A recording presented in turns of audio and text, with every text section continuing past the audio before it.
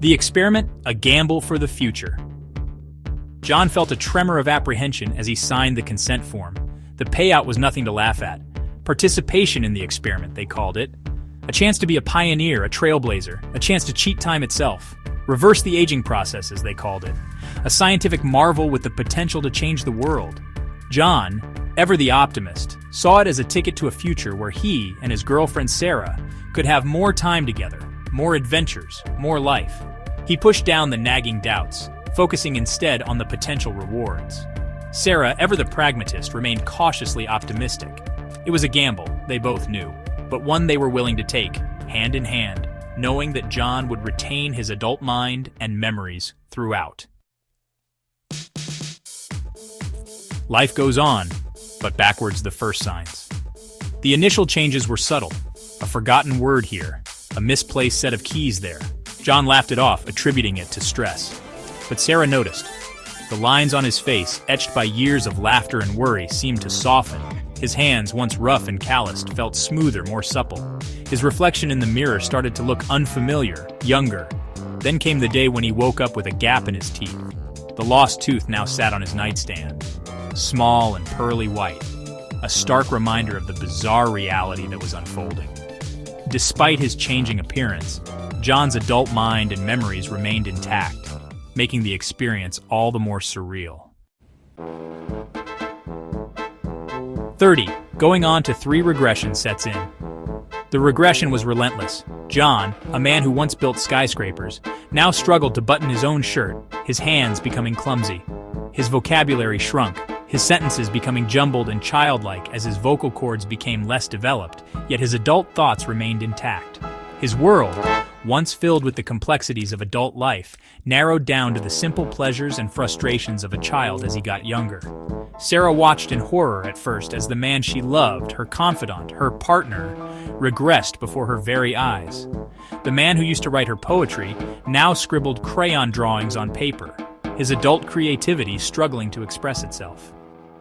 The man who used to discuss philosophy now demanded cookies and wanted to watch cartoons, his adult intellect trapped in a child's desires. A love put to the test. Sarah's dilemma. Sarah found herself caught in a whirlwind of emotions, fear, sadness, and a love so profound it defied explanation. How do you explain loving someone who is both your lover and a stranger? How do you cope with the man you planned your future with, turning into someone who needs you to tie his shoelaces, yet retains his adult memories with childish desires? The weight of responsibility pressed down on her. She wasn't just his girlfriend anymore. She was his caretaker, his protector, his surrogate mother.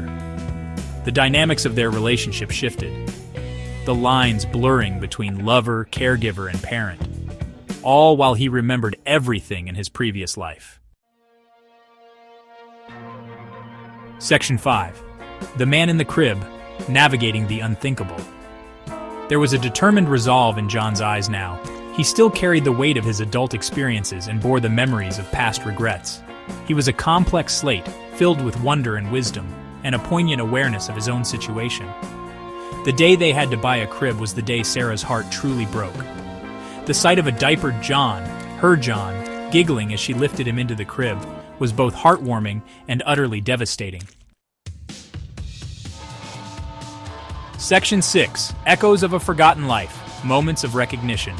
There were constant reminders, reflections of the man John still was.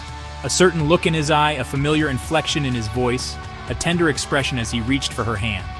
These moments, though subtle, were enough to fuel Sarah's hope.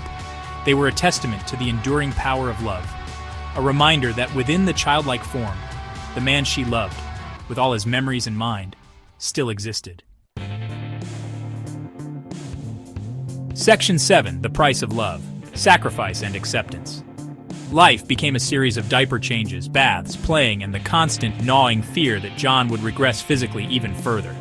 Sarah sacrificed her career, her social life, her own well-being to care for John, who still retained his adult mind and memories. Yet through it all, she never wavered.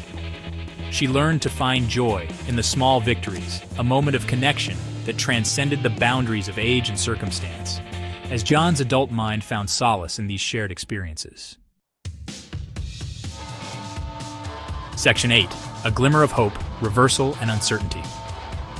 Just when Sarah had resigned herself to the idea of a life forever altered, a miracle happened. The regression stopped. Then, slowly, almost imperceptibly at first, the joy Sarah felt was tempered by a new kind of fear. Would John grow up? She wondered as she breastfed him. Her own body had changed in caring for an infant. Would their love survive this strange, surreal journey? The uncertainty was almost unbearable.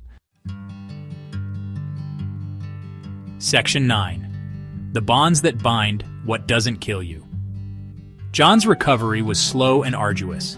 He had to relearn physical skills from walking and talking to navigating the complexities of human emotions and relationships. Sarah was his rock, his constant, his guiding light. Throughout it all, John retained his adult mind and memories. Though fragmented at first, they grew clearer, sharper. He remembered Sarah, their love, the experiment, the fear, the sacrifice.